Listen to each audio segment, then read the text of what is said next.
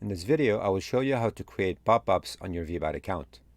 From the left panel under landing pages inside pop-ups, click on Create Pop-up. Like everything else, give it a relevant name that you'll remember. For example, this is test on blog or homepage. The more descriptive, the better, because we have other places in VBOUT where you reference back to this title. There are different ways to trigger this pop-up. On page exit, that means you're moving the mouse outside of this view and you are trying to close the browser or navigate away from this browser. It's not quite efficient on mobile because you cannot track mouse movements on mobile. I would recommend keeping this experience on PC only. You can do it based on page entry when people enter a page. So I, for example, load up the blog, and that's where it begins. And note that I can add some delays down the road on the second part of this pop-up. You can do it based on goals triggered. These are some KPIs we set up in VBOUT. For example, people making a purchase, reaching a specific page, or taking action. You also have scroll middle of page as they're reading your blog, for instance, and the viewport is right in the middle. And scroll to end of page. That's if they finished, let's say, reading an article. So quite a few options here at your disposal. I'll go ahead and choose on page entry. Now this lets you customize if you want to do it on any page. For example, you can say this domain contains / that means anywhere on the site. Note that if you do match exactly, it doesn't work if, let's say, you have some trailing slashes or UTMs or anything appended to the link. If you want it on the entire site, do contains. If you want it on a specific page, you can just highlight it as a match exactly. Okay. So let's say I want to do it on the blog section of the site, and there's an option to add additional URLs too. Now here are different types of messages. You can do basic HTML. There's no form involved or anything. It's a message that gets displayed.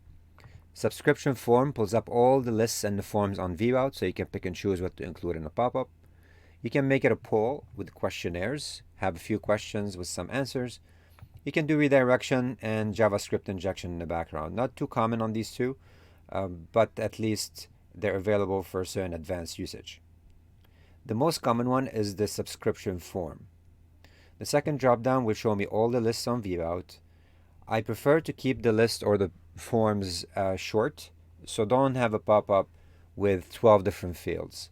Ideally, anywhere from 2 to 4 fields should be sufficient. I will just do this one, untitled form. What happens after submission? You can download file, or it's going to follow what I've configured on the list itself. So there is some behavior being inherited from the list or the form directly. If you want to set up a range for when it starts and ends, that's a good option as well. So this is the first step, the action type. Now let's go ahead and move to the rules available. The first thing here, I'm going to zoom out a little bit, I have the action rules. Who am I targeting? All visitors, contacts, or anonymous visitors. So if somebody's cookied versus I have no idea who they are, just a random IP address. What kind of device? If it's coming from a referral like Google, Bing, and other. You can filter by country as well, so you can execute it only in special geographies like the US or Canada. If you want to do one time or repeat based on the cookie life, so if the cookie is expiring in a week or 30 days and you do repeat, it's just going to reinitiate after a little bit. How long to delay this action? If I'm doing it based on page entry, I can say just do it 20 seconds into the visit. And that's it. Now I am inside my designer. I want you to note the split testing option here. If you want to create two or three different variations of the pop-ups to see which one performs better, you can activate split testing up to 5 different versions. You can specify the winning version to be that triggers the best conversion rate. That means people filling out forms. And in case there was a tie, I can do impressions. And the worst case, where the tie between those two, fall back on a default version. How many days to run the test for? We can run it for 5 days, let's say, and after 5 days, we'll figure out which one is the winning version. Once I do that, you'll notice I have 5 different versions. Each one will require its own design, of course, and you can edit the settings from here, this little button. Okay, very simple. I'm gonna default it to no for the time being for the sake of this tutorial, and I'll enter my full mode screen. I do like it because it gives me a little bit more relaxed view. All right, so let's look at the design options available.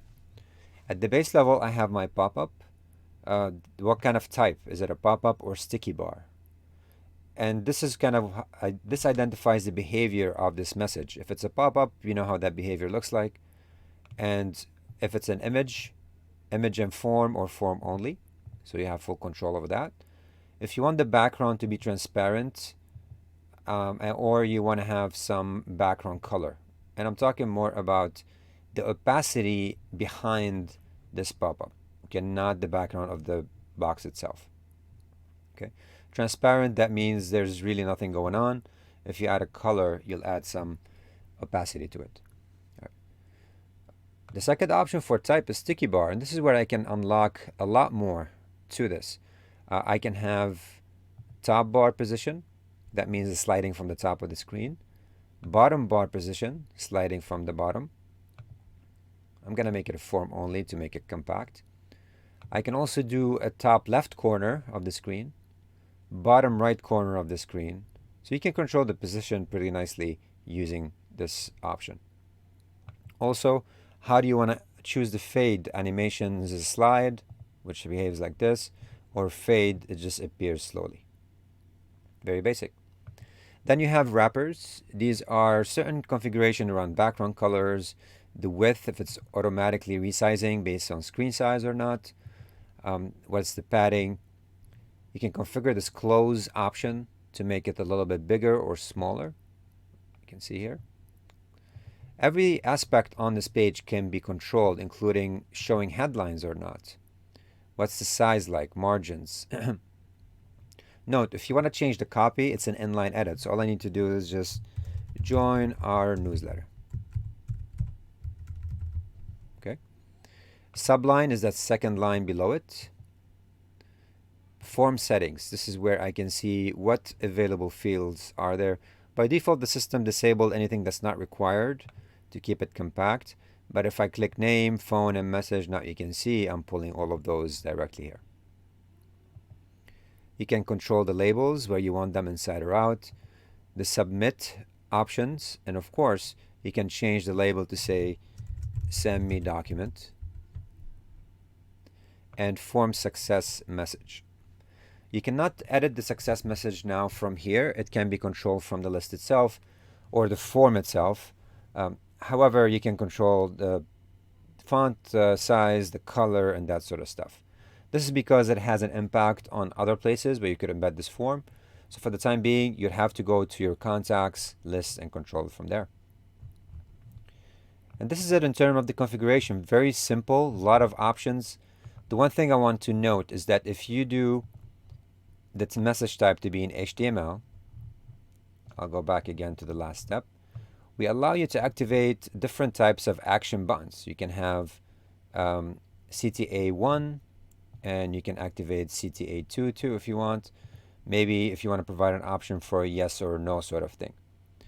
Of course, the destination URL and all that you have control over. It's very basic stuff, really powerful feature. Use it to capture more leads on the site or to drive engagement for events and announcements.